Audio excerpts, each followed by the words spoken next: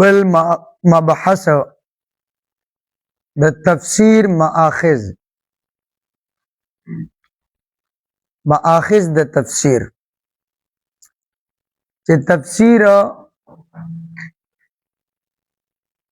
کې انسان د کوم سيزونو نه مدد اخلي او د قرآن تفسیر با په کوم سيزونو سره کولش په دې باره کې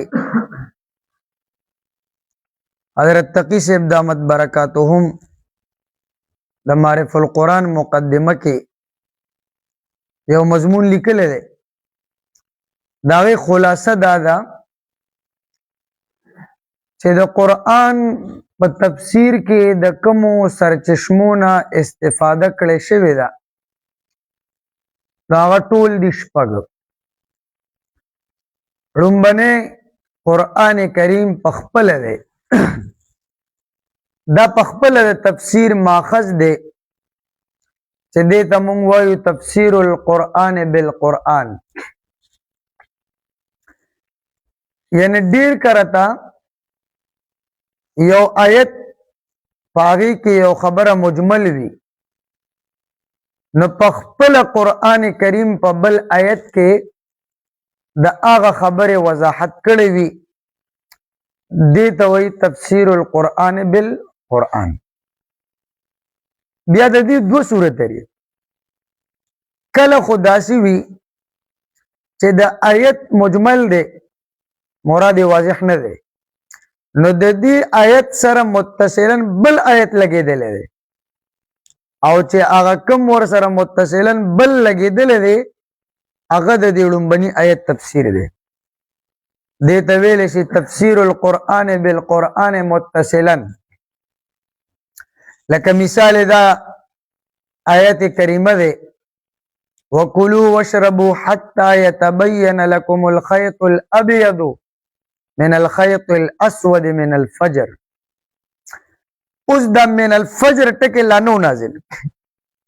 صرف الخيط الابيض من الخيط الاسود دا نازل نو د دې مراد نو واضح چې خيط اسود څه ته وایي او خيط ابيض دا څه ته وایي تور تار او سپین تار نو چې کله من الفجر راغی من الفجر نو دی من الفجر د خیط ابیض بیانو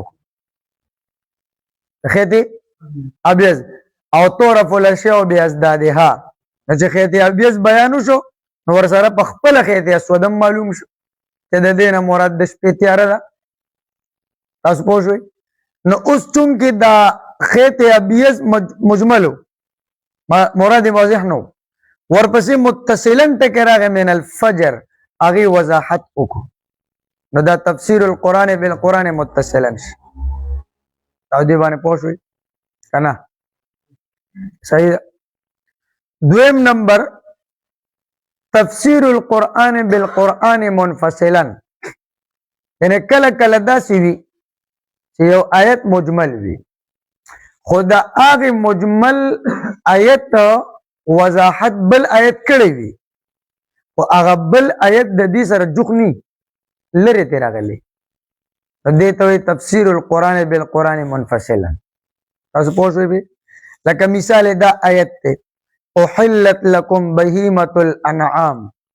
الا ما يتلى عليكم چې حلال کړی شي وي د تاسو د پاره چار پایان مگر هغه ساروی چې تاسو باندې عن قریب د هغه بیان به وکړي نو اوس ما يتلى عليكم کوم دي نو په دې سورې مائده کې مخکې ورشه حرمت علیکم المیتة والدم ولحم الخنزیر دا د ما یتلی علیکم بیان دی خو منفصلا راغی جدا راغی نو دې ته تفسیر القرآن بالقرآن منفصلا وایي پوه شوئ دا یو ماخذ د قرآن شو چې تفسیر القرآن بالقرآن او د ټولو نه عمده تفسیر هم دا دی چې د یو آیت تفسیر ته په بل آیت سره وکي دا د ټولو نه عمده دی تاسو دې باندې پوه دویم نمبر احادیث الرسول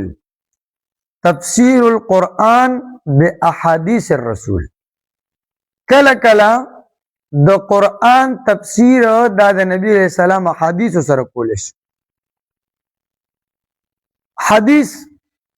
دا د حضور پاک قول او فعل ته وي او د پیغمبر علیہ السلام په خپل قول او په خپل عمل سره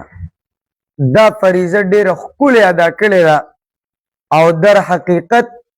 د حضور پاک ټول ژوند دا د قرآن عملی تفسیرو، دا د قرآن عملی تفسیرو. د دې وجه نه بی بی عائشہ رضی اللہ عنہا نه چاته پوښتنه کو کیف کان خلق رسول الله صلی الله علیه وسلم، چې د نبی علیہ السلام اخلاق کردار عادت څنګه، نو هغه ورته فرمایل کان خلقه القرآن، یعنی د حضور پاک کردار عادت دا د دې قرآن عملی نمونه وا. د دې وجه نه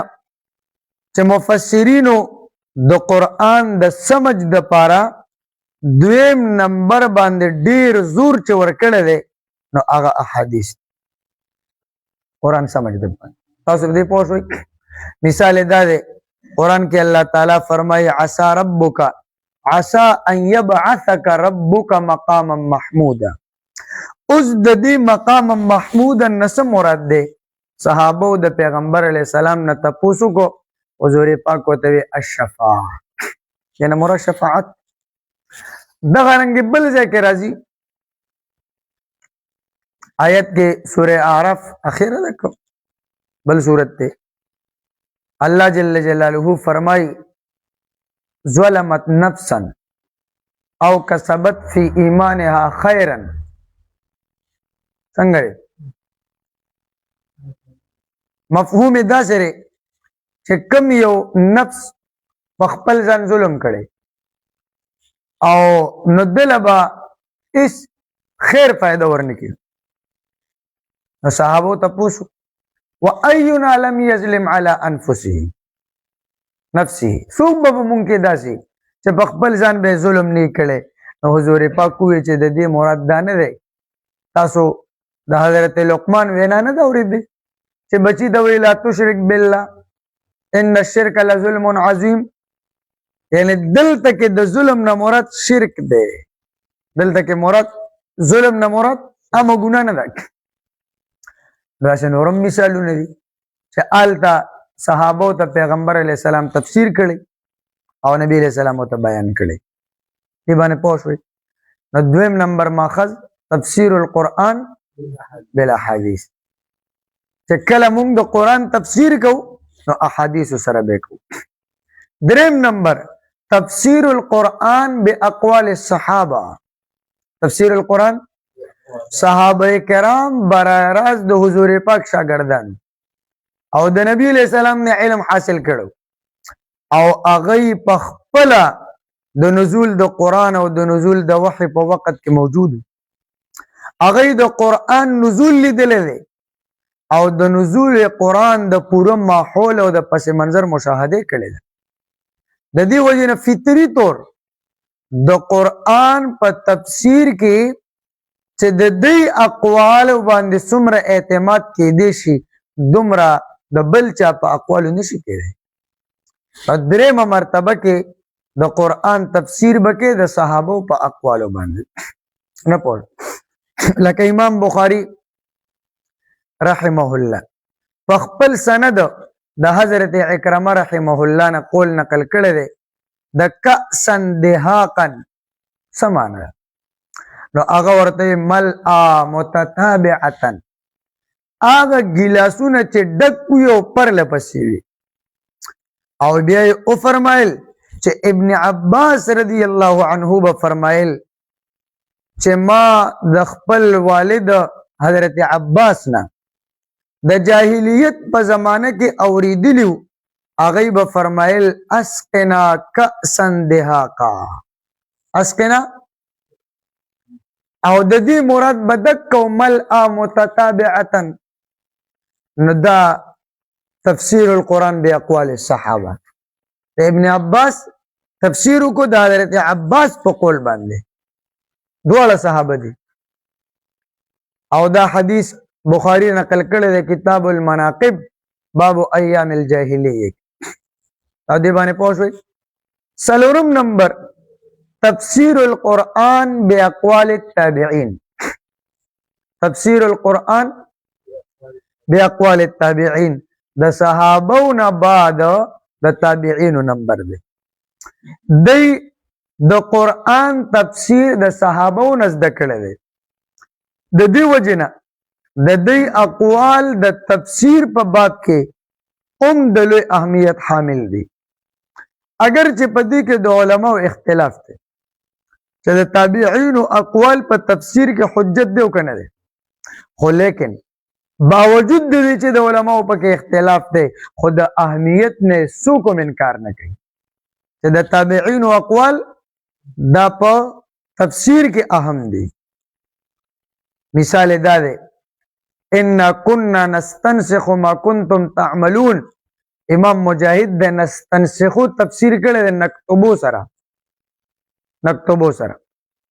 او امام بخاری کتاب التفسیر کې د قول نقل کړی نو دې ته تفسیر القرآن باقوال التابعین. چې کله آیت کم معلوم نشو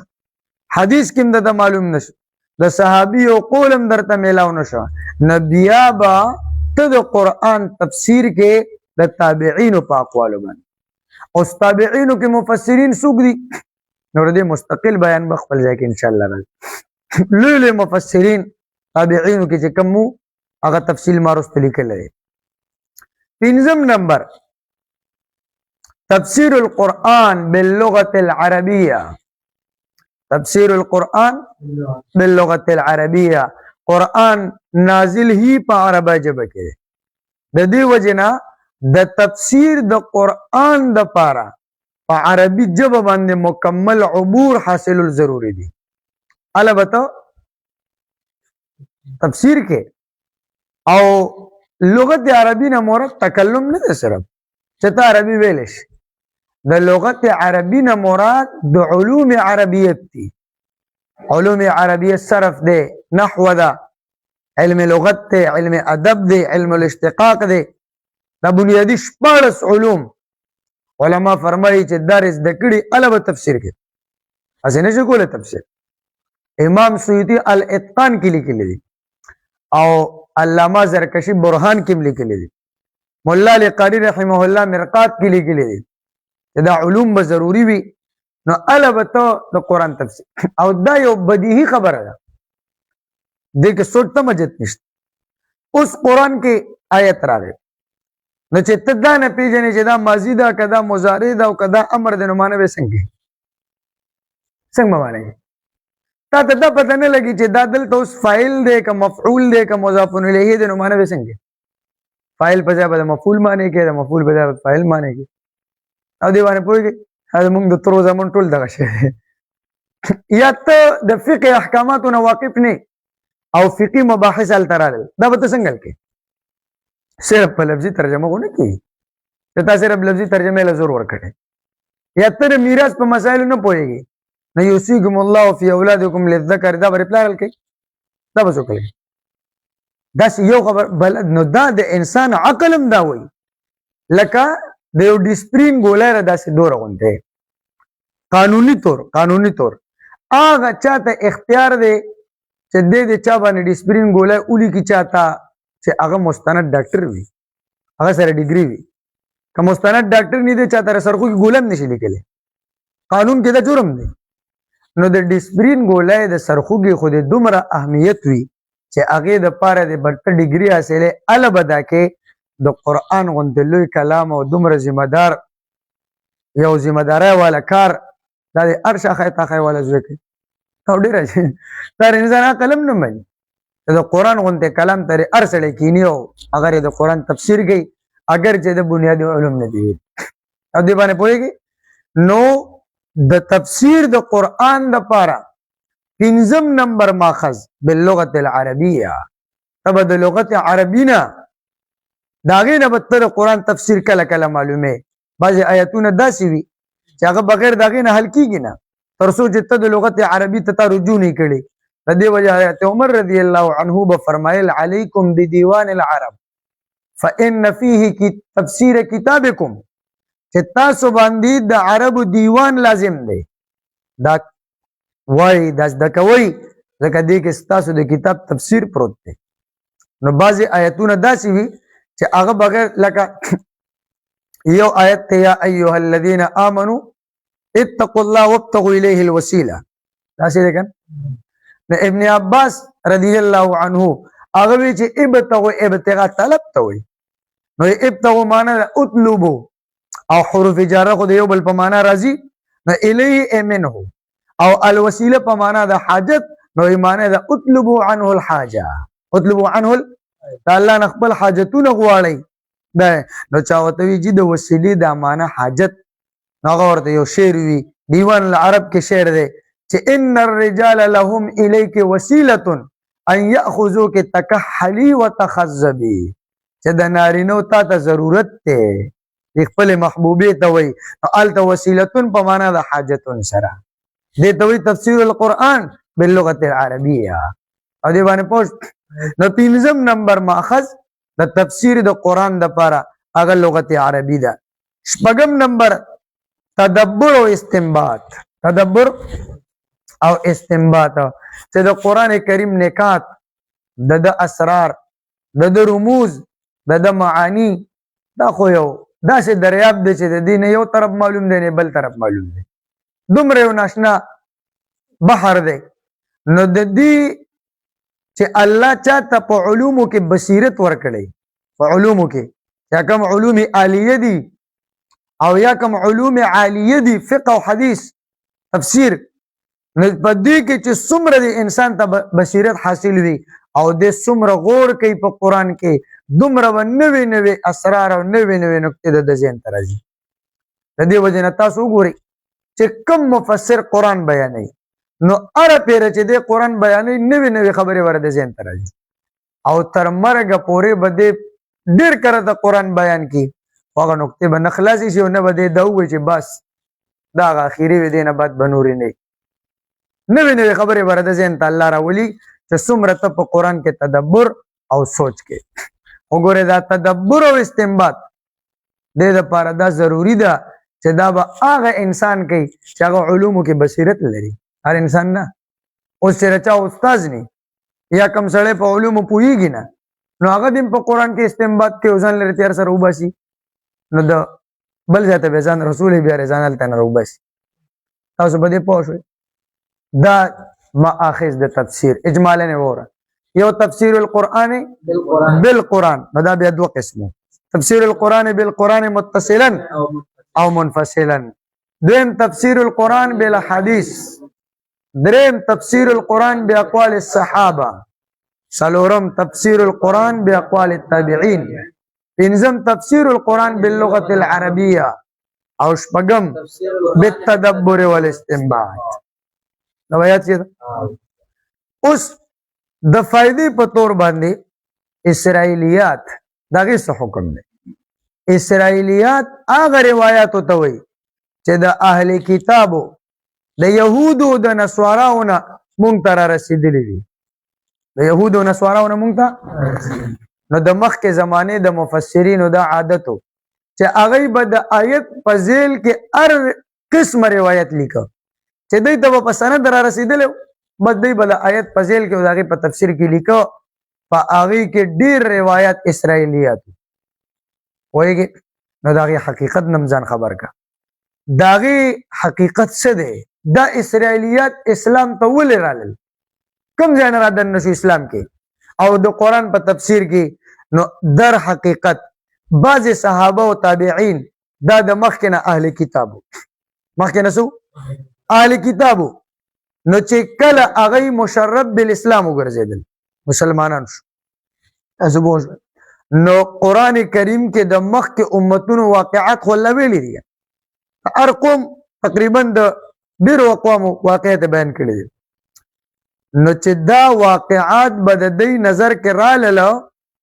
نو دوی خو چونکې سابقه کتابونه هم ویلي تورات هم ویلو انجیل هم ویلو نو دوی به د هغه واقعاتو په سلسله کې هغه تفصیلات مسلمانانو ته بیانول چې هغه به دوی مخکنو کتابونو کې کتلي تورات کې انجیل کې به کتلیو د هغه واقعیت به بیانول مسلمانانو ته. نو دغه تفصیلات چې کوم دغه اهل کتابو مسلمانانو نه را نقل شو دې ته وایي اسرائیلیات. په تفاسیرو کې دا دک ځای نه را داخل شو. تاسو پوه نه شو په دې کې ډېره حصه د کعب احبار نه نقل ده. کعب احبار مشهور تابعی دی، د حضرت عمر دور کې مسلمان شوی دی، بلکې بعضې مورخین وایي چې دا بیت المقدس ته چې کله حضرت عمر لړ او بیت المقدس فتح کېده نو دې خبر شو نو دې آل ته راغی او بیت المقدس کې ایمان راړه او بیا واپس آل ته حضرت عمر سره مدینه منورې ته راغلی دی. نو اکثر خبرې د دې نه نقل دي. ابن کثیر دا لوی محقق مفسرینو کې دی، دی وایي چې اسرائیلیت درې قسم دي. اسرائیلیت خو مو پیژندل او دا مو پیژندل چې دا اسلام ته څنګه راغلل. اوس علامه ابن کثیر وایي اسرائیلیت درې قسم دي. حکم یې وره یو هغه اسرائیلیت دي چې قرآن یا حدیث کې د هغې صدق راغلی دی، د هغې تصدیق شوی دی. قرآن کې یا حدیثو کې د هغې تصدیق شوی دی. مثلا د فرعون غرق کېدل، د بني اسرائیلو نجات د موسی علیه السلام ملګرتیا کې، د موسی علیه السلام کوی تور ته تلل، اوس دا اسرائیلیت دي خو قرآن د دې تصدیق کړی دی نو د دې منل لازم دي، د دې منل لازم دي. دویم هغه روایات چې قرآن او حدیث د هغې تکذیب کړی دی. څه کړی دی؟ تکذیب یې کړی دی. مثلا اسرائیلی روایاتو کې راځي چې نعوذ بالله من ذلک، نقل کفر نه باشد. حضرت سلیمان علیہ السلام وی آخره زمانہ کې مرتد شو. وی اوس د دې تردید قرآن کړی دی، ما کفر سلیمان، ما کفر سلیمان صراحتاً راغلی دی. نو د دې انکار ضروری دی، د دې انکار او د دې تکذیب ضروری دی. دریم نمبر هغه روایات چې قرآن او حدیث نه د هغې تصدیق کړی دی او نه تکذیب کړی دی، بلکې دې باب کې قرآن او حدیث خاموش دی. قرآن او حدیث سری خاموش دی. نو تب هم آلته سکوت اختیار ہے. حدیث کې را دی حضور پاک فرمائی حدثوا عن بنی اسرائیل ولا حرج. حدثوا عن بنی اسرائیل چې تاسو د بنی اسرائیلو دا خبرې بیانوي دي کې څه حرج نشته، خو د دریو قسمونو ته ذهن کوه. او بیا بل روایت کې راځي لا تصدقوا آل الكتاب ولا تکذبوهم، می تصدیق کوئ می تکذیب کوئ. ولې؟ ځکه چې نه قرآن تصدیق کړی دی نه تکذیب کړی دی، نه پیغمبر تصدیق کړی دی نه تکذیب کړی دی. دریم نمبر خبره، دریم نمبر نو تم مکوا ځکه کې ویش دا حقیقت کې وی رښتیا او ته تکذیب وکې یا حقیقت کې وی دروغ او ته تصدیق وکې، نو خاموشي به دغه ځای کې اختیار ہے. اوس په دې کې د علماو تر دغه پورې خو اتفاق دی چې ته به سکوت کې نه به تصدیق کې نه به تکذیب. البته په دې کې د علماو اختلاف دی چې دغه سه روایات نقل کول جایز دی او کنه. دغه سه روایت نقل کول نو علامه ابن کثیر قول فیصل بیان کړی دی چې دا سه روایات نقل کول خو جایز دی خو اس فائدہ پکې نشتا ځکه شرعاً دا حجت نه دی، شرعاً دا حجت نه دی. تاسو پوه شئ دا د معرف القرآن چې کومه مقدمه ده دا تفصیل آلته لیکلی دی، ما راته اجمال ولیدل. دا ماخذ ختم شو. بل مبحث علوم القرآن، علوم القرآن کم کم علوم بیانوي. امام ولی الله دهلوی رحمه الله هغه وایي چې قرآن 15 قسمه علوم بیانوي. قرآن 15 قسمه علوم بیانوي. یو ته ویل کېږي علم الاحکام، علم او دویم علم الجدل، او دریم علم التذکیر بآلاء الله، او څلورم علم التذکیر بأیام الله، پنځم علم التذکیر بالموت وما بعده.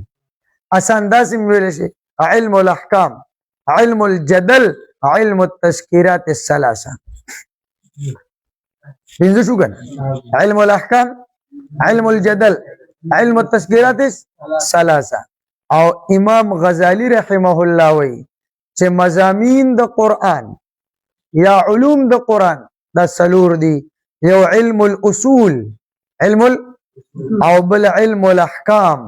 بل علم القصص او بل علم السلوک. پوه شوئ به؟ خو به هر کیف د امام ولی الله قول دی چې علوم د قرآن دا دي پنځه.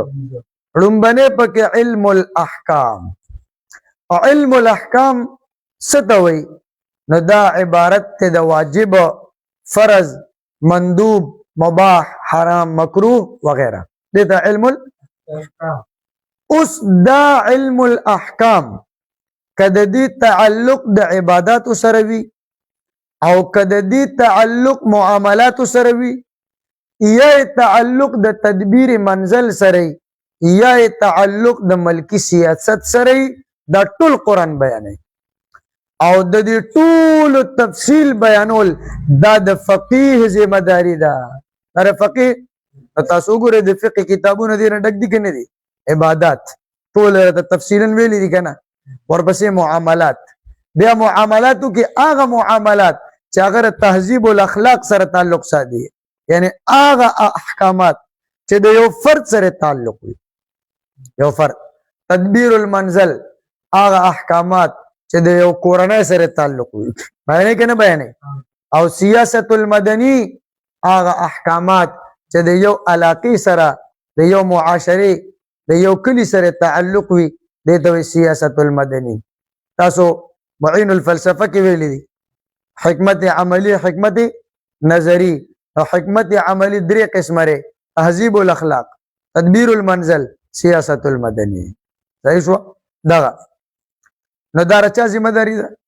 دا فقیه. نو فقه دا ټول فقه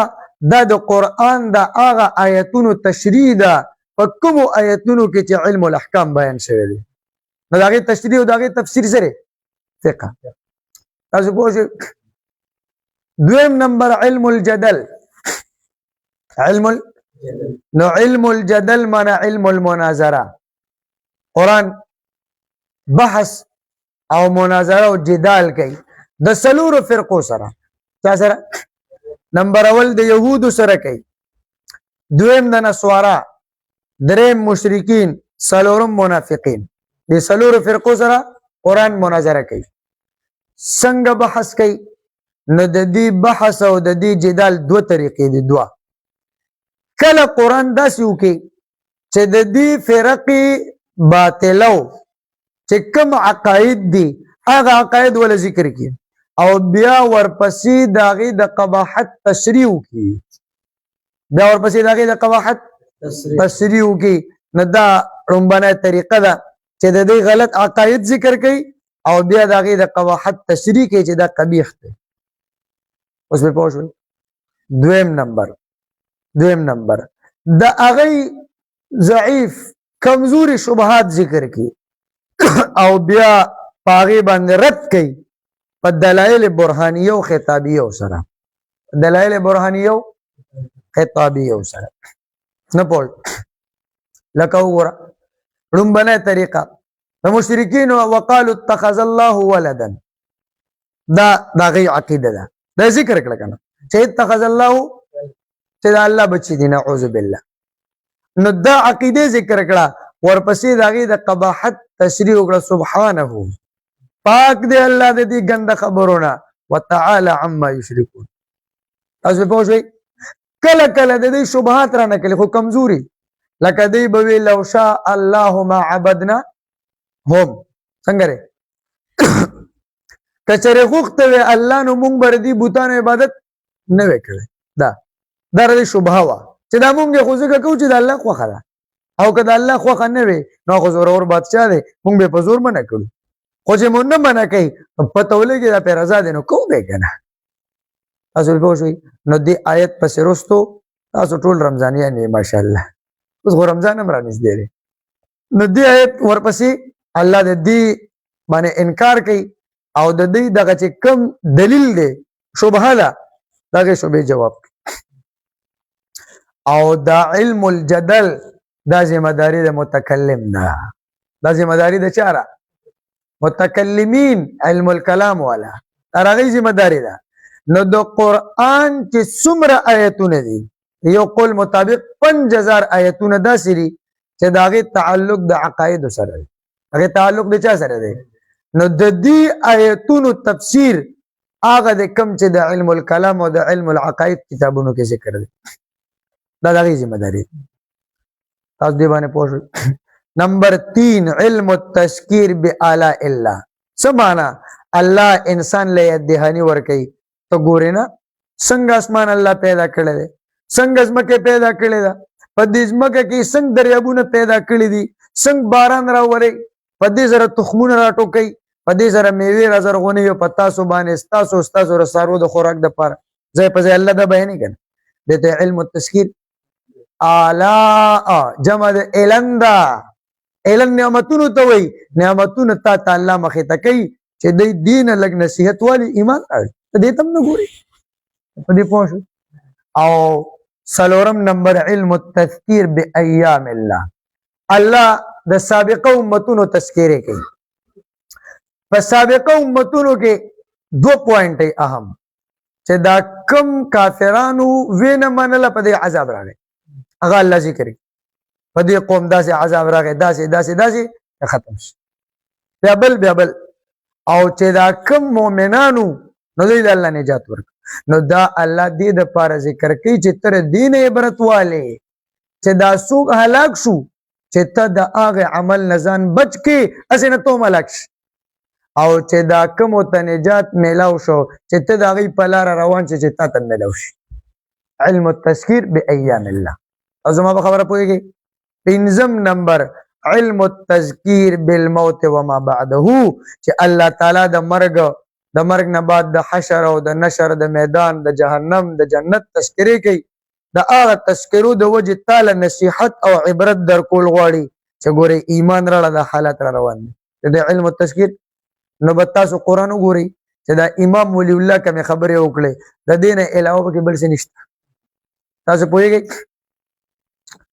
نو دې ته وی علوم القرآن دا زمون بل مبحث د تفسیر په حواله هغه د سلسلات القرآن څه شه ده سلسلات القرآن په قرآن کې او سلسله ذکر کیږي چې هغه تمون سلاسل سبعه وو هغه تمون سلاسل سبعه یو تسلسله الدعاوا سلسله دعوا دا جمع د دعوا جمع د چا دعوا نو قرآن بنیادی دعوی دری دی قرآن بنیادی دعوی نمبر 1 داور توحید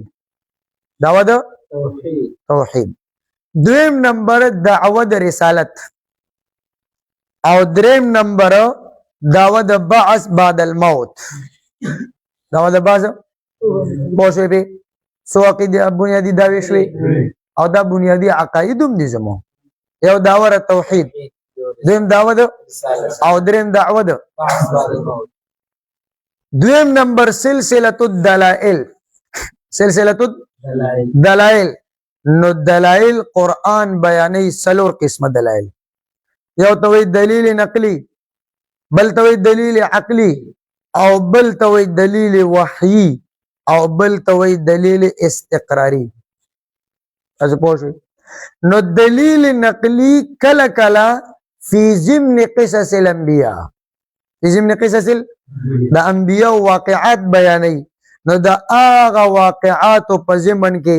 دلیل نقلی تعالی درکې د رسالت د توحید د بعث بعد الموت نو پوښوي به د واقع په ضمن کې په دې درو وړو داو دلایل وي نو کله داسې واقع چې هغه کې د درو وړو دلایل وي کله داسې داوي چې هغه کې د یوې دلایل وي کله د دوو وي اوس به پوهیږئ او دویم دلیل نقلی فی ضمن قصص الملائکه کله الله د فرشتو واقعات ذکر کی داغه په ضمن کې دلیل بیانې په توحید باندې پر رسالت باندې په بعث بعد الموت باندې او دریم دلیل نقلی فی ضمن قصص الجن د جناتو د واقعاتو په ضمن کې الله دلائل بیانې او دی باندې پوښوي او دلیل عقلی دا بیا سلور قسمه دی یو انفسی الله ستاره بدن بیان کوي ولې شونډې مې دل نه دي پیدا کړي ولې سترګې مې دل نه دي پیدا کړي لاسونه مې نه دي درکړي دا دلایل عقلی چې ته په دې کې سوچو کې چې کم ذات دا راکړي دي نو هغه ذات واقعیتا چې یو دی ته دلیل عقلی انفسی بل د دلیل عقلی سفلی معنی د ځمکې د لاندې حالات الله بیانوي د غرونو ته وګوره دریابونو ته وګوره چرند پرندي شیزونو ته وګوره څومره ناشنا مخلوقات الله پیدا کړي دي نو چې د دې پیدا کولو کې هغه الله یو دی نو عبادت کې دغه الله یو دی صرف د بندګي کوه نو پوه شوي دي او دریم علوي دلیل عقلی علوي څوک ورته علوي وي علوي یعنی د اسمان تذکرې کوي ستوري مې پیدا کړي دي سپوږمۍ مې پیدا کړې ده نور مې پیدا کړی دی باران راورو مالته نه دا او څلورم جوي چې اسمان او د ځمکې منځ کې کومه فضا ده الله وایي ته پرندو ته ګورې نه دا په فضا کې چا ټینګې کړې دي چې دا دوی سره هېڅ سپورټ نشته لاندې نه او بیا هم په فضا کې ټیکاو دي دا چا ټیکاو کړي هغه الله یو دی د دې جوي اوس په دې پوه شوئ نو دا دلایل شوخه سلسله الدلایل او درېمه سلسله الشکایات شکوا کله شکوا د کافرانو نه کېږي او کله د مؤمنانو نه شکوا کېږي خو شکوي پسې وروسته جواب شکوا هم راځي او د شکوي یا د جواب شکوي پهچان دا دی چې د دې په سر کې د قال یقول باب نه به یو صیغه راغلي صحیح شو قال یقول باب نه او دا ټیپ سي چادر خو نشته ولګو چارکو یو قال یقول باب نه یو صیغه راغلی وي نو دا پہچان دی شکوي یا جواب شکوي سر کې یا به د شکوي سر کې وایي دی باندې او سلورم نمبر سلسله التنبیهات سلسله التنبیه کله پیغمبر تعالی ورکی کله مسلمانانو ته ورکی پنځم سلسله التخویفات نه یو تخویف دنیوي او تخویف اخروی شپږم سلسله التسلیات تسلی کله نبی ته کله عام مسلمانانو ته او اوم سلسله ازاله الشبهات چې د کافرانو شبهه دغه اعتراضات د فقېږي نو د دې بیا درې صورت لري نمبر اول برتیر چې دغه باطل عقاید ذکر کی قرآن بیا پیردو کی